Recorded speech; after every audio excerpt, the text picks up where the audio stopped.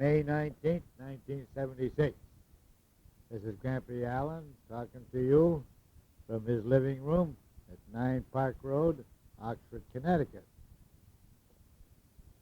Good old Cassie brought this little black box down the other night for us to listen to this tape on which you were talking, in which we enjoyed very, very much. We like to listen to your voice and listen to the explanations and your descriptions of your lifestyle out there. Kathy left this little box here for us to see if we could make a tape to send back to you. I sure feel like a monkey talking to this little box. That Cassie is really something else, isn't she? We love her very much. I don't know whether talking to this little machine here is any easier than sitting down and writing a letter or not. But it seems easier, and it seems the modern way of doing things.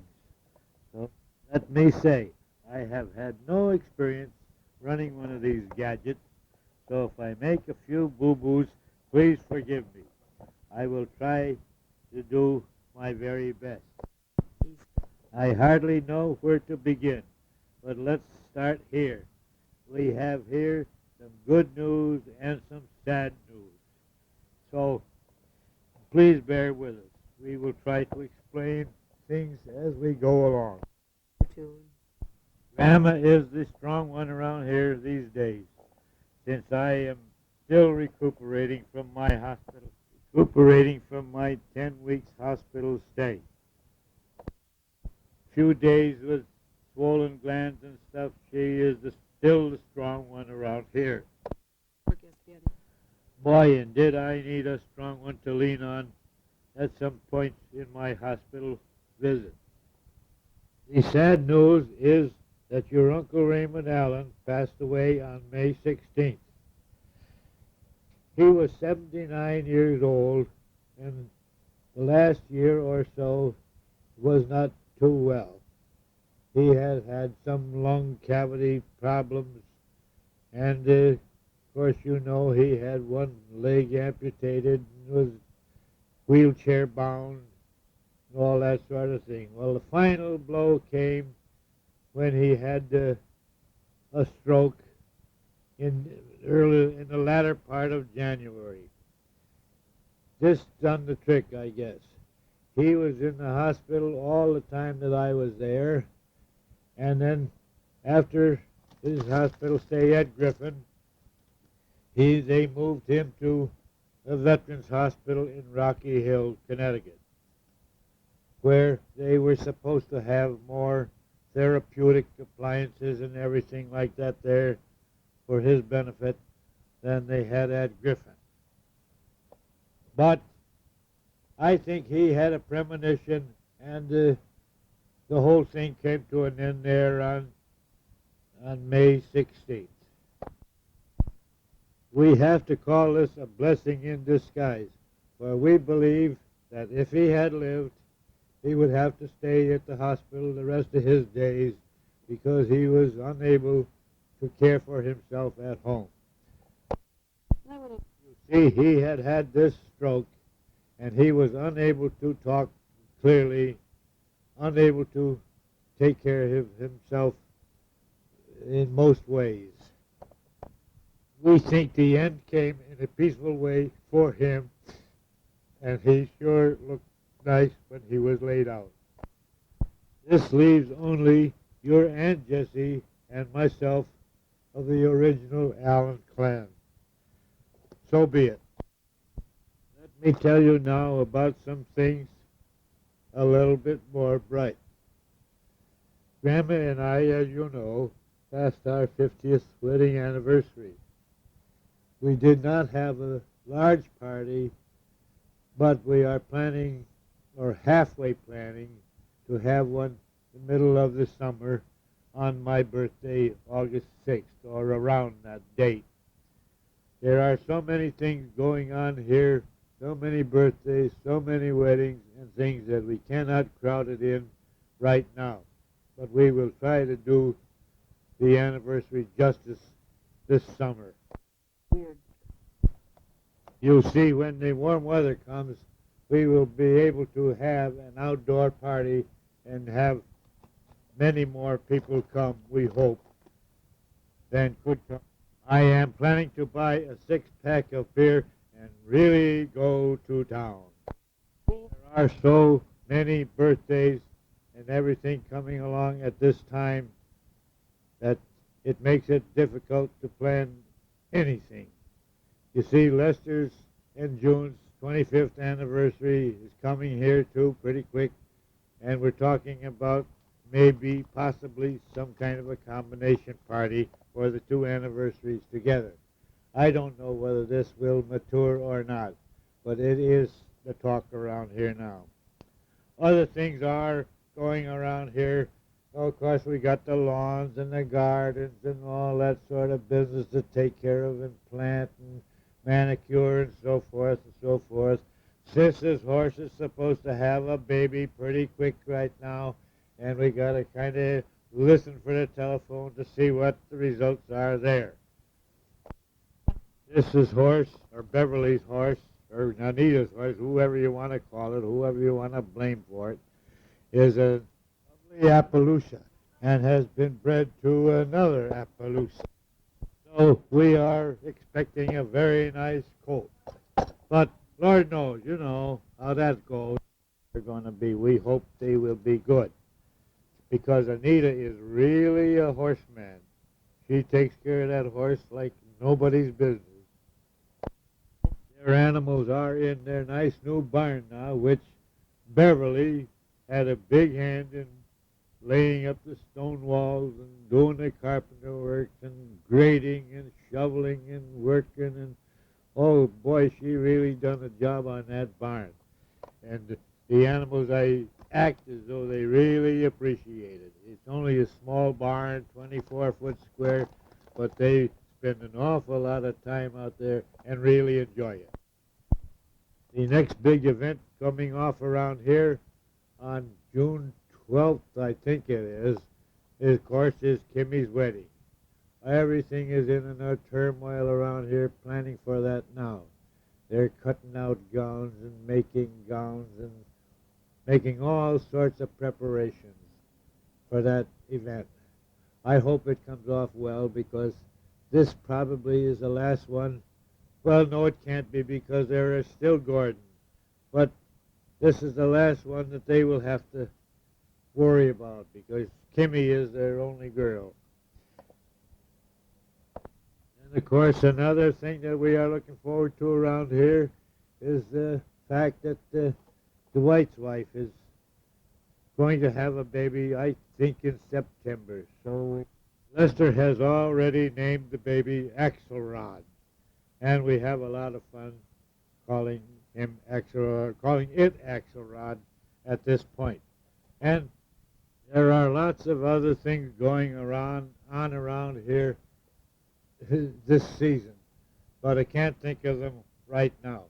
So let's turn for a minute to these pictures that we received a few days ago from you. Boy, your kids surely are growing up, aren't they? And don't you think that it isn't going to be too long before you're going to have a wedding in your family. That girl is really a pretty little thing. You should be very proud of her, which, according to your descriptions and your talk, you are. You can tell Mike that I just adore that hat of his. I wish I had one like that to cover my old bald spot. But I think it is a little bit out of keeping with my 75-year-old attitude, or whatever you want to call the way an old man lives. I hope you reach your goal all right when you talk about owning your own home. When you own your own home and live in it a few years, you'll become so attached to it that it really affects your lifestyle. You can get out and plant your own shrubs and your own flowers and all that sort of business But just remember, when you plant all these things, they have to be taken care of for a long, long time thereafter. But never the same, the beauty of them is rewarding. We have lots of pretty flowers around here.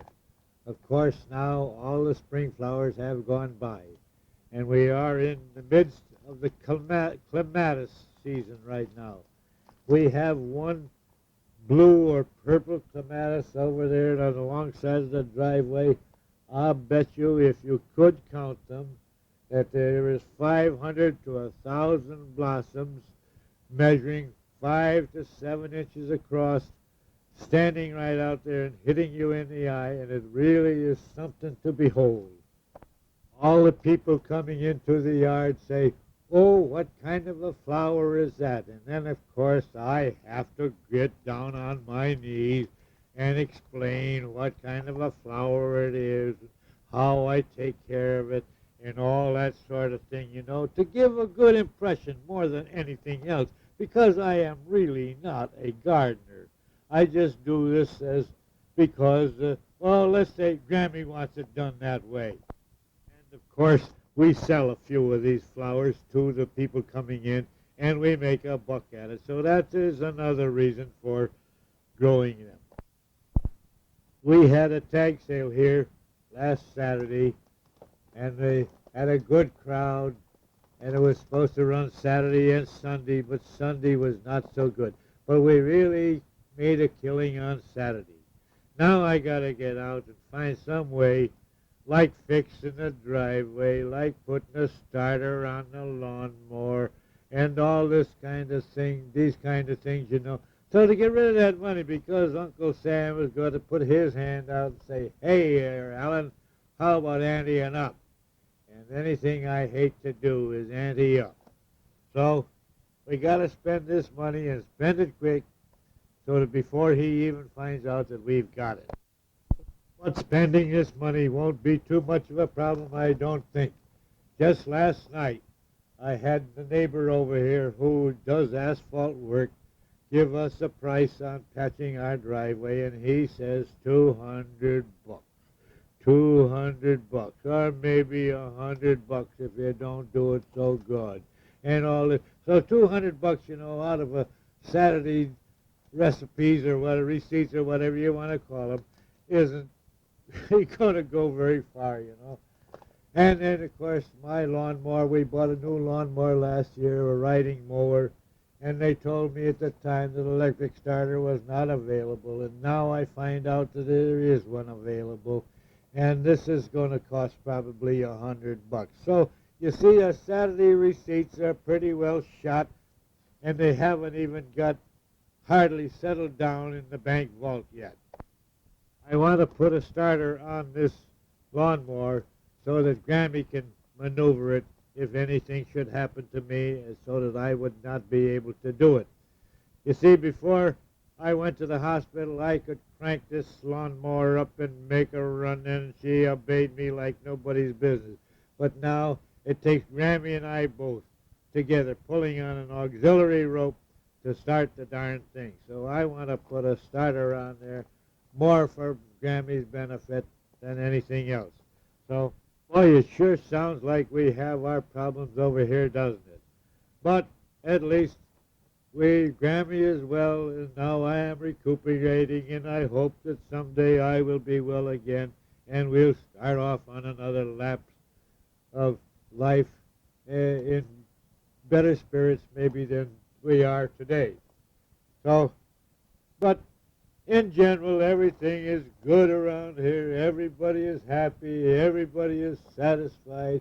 We have little problems, such as no money, a few little in-law problems, and stuff like that there. But in general, everything is okie dokie. The other day, Grampie talked on the telephone. One of your classmates called her and wanted your address because they are planning a class reunion or something. I hope that you will hear from her and are able to attend.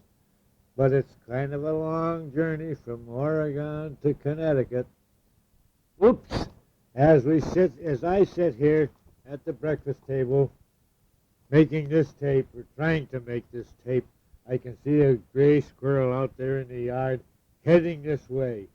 So I'll have to get my BB gun out and scare him off. I can't hit him. I'm not good enough shot to hit him, but I can scare him off because they come over here and they steal all the seeds that we put out for our birds.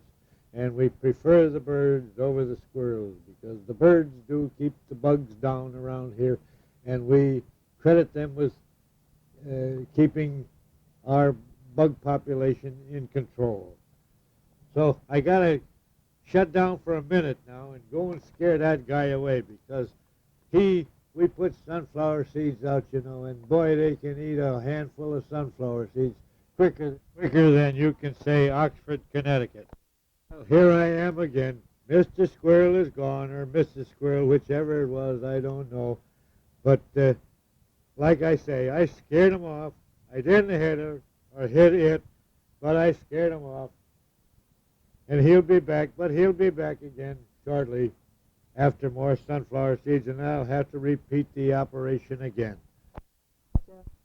Grampie has gone off tag sailing again this morning, going on up into Naugatuck, where she read in the paper that they were having a 9-family tag sale.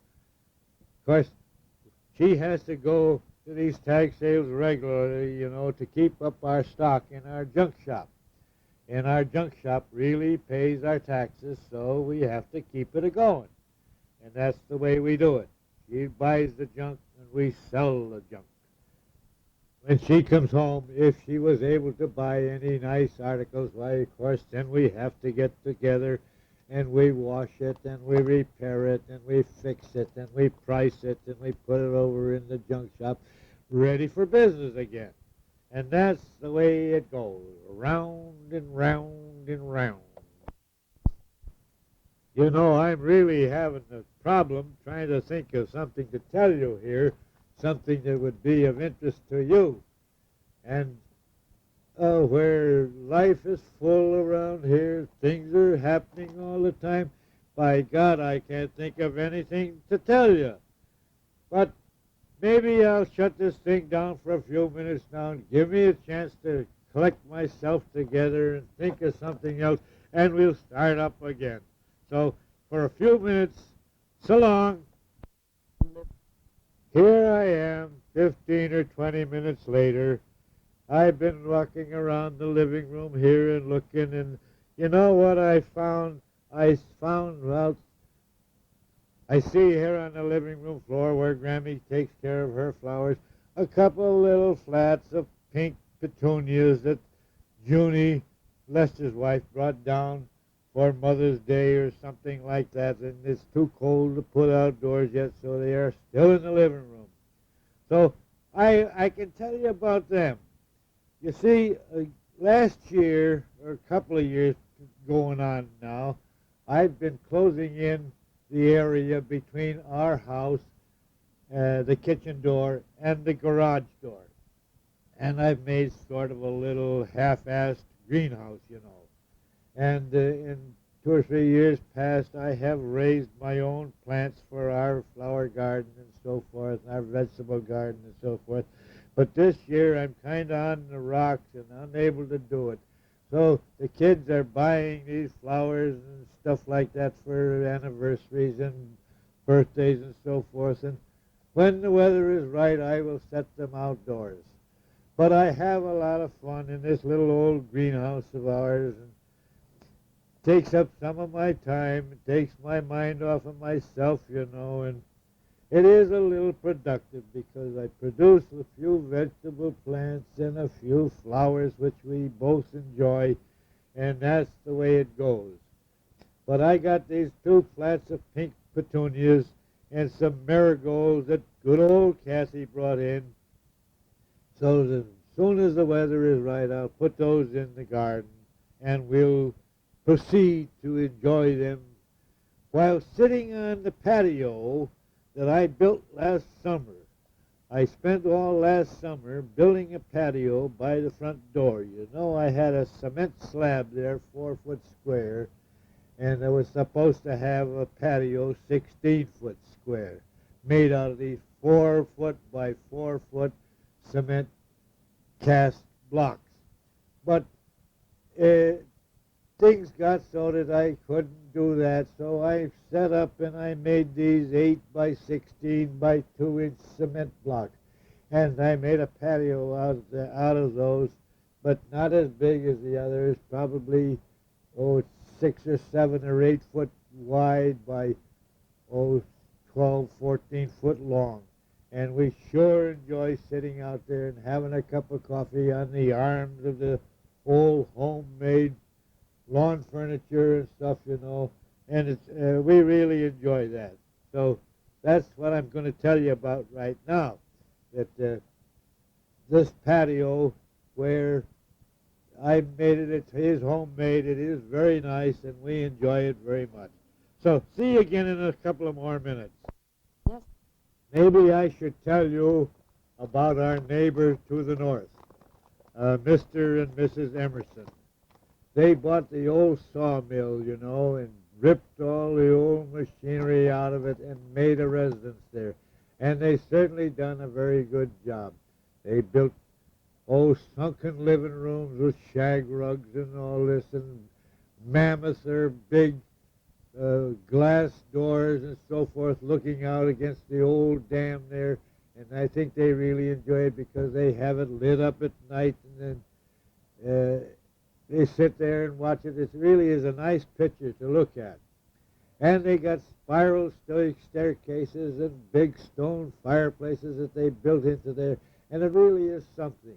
And I'm happy for them because they seem to enjoy it so much. Mr. Emerson is electronic engineer, and he works in some little town clear up by Boston, where he commutes up to there every week. He goes up on Tuesday and comes back Wednesday night. He only works 2 days a week. He is electronic engineer, but as a hobby, he indulges in a little bit of photography. So some of those pictures that I sent you, those postcard pictures, were taken by the same Mr. Emerson. He is a good neighbor, and we enjoy their company once in a while, and we get along very well with them. And this is really something when you can get along well with your neighbors. We manage to get along with our neighbors on all sides of us. We have 1, 2, 3, 4 neighbors surrounding us, and the river on the other side. So we don't have too many neighbors, but we do get along well with all of them. Let me tell you something about our flowers here.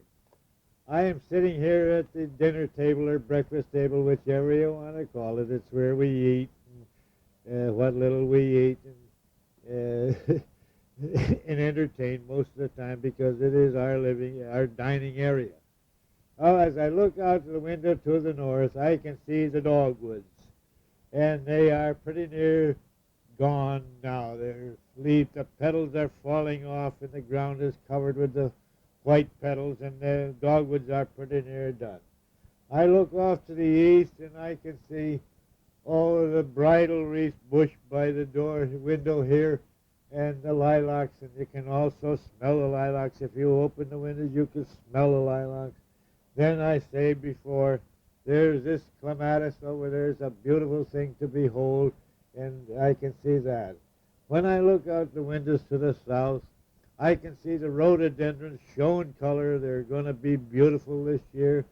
I can see, pink honeysuckle, I guess it is, which Lester dug up on his property and brought down, and we planted 4 or 5 years ago, and that has really shown color, and it's beautiful.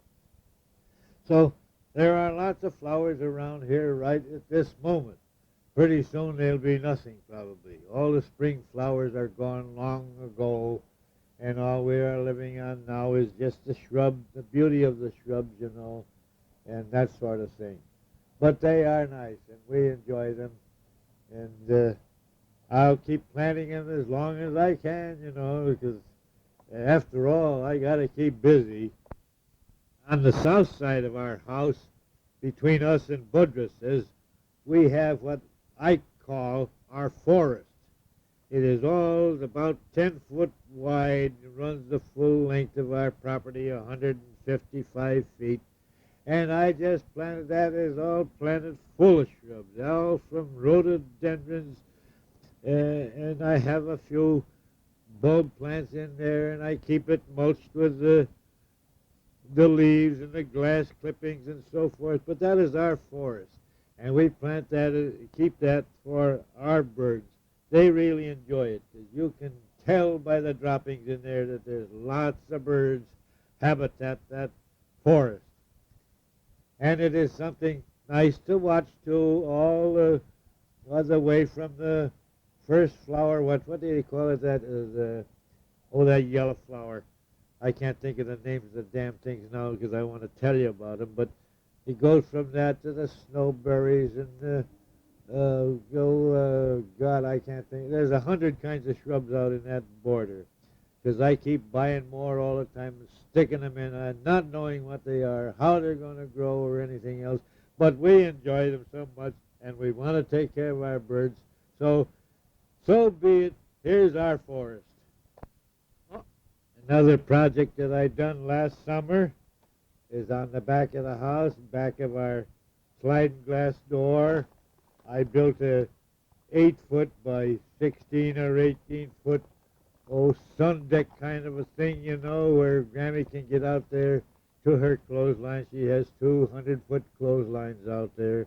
She doesn't seem to want a clothes dryer. She says she enjoys hanging the clothes out in the outdoors in the sunshine and whatever the weather might be, but she tries to avoid the rain and hang them out, but she does not want a clothes dryer. So that is one more project that I done last summer.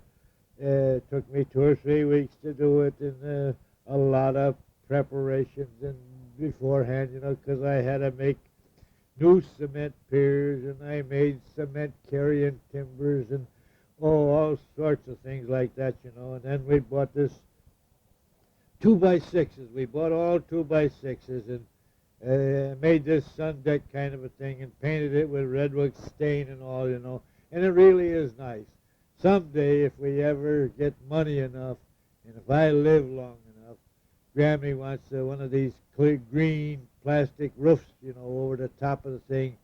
But Lord knows if we'll ever see that mature. But we got the sun deck now, and Grampie uses it every time she hangs out her laundry, and believe me, she hangs out a lot of it. It's been kind of a rainy season here for the last week or so, so she didn't do any laundry, but yesterday she done 4 loads of laundry, and she had those 100-foot clotheslines full right to the hilt. She likes to do her laundry, so I have to provide and make sure that she has the things to do with. Right now, her washing machine is setting out in the backyard.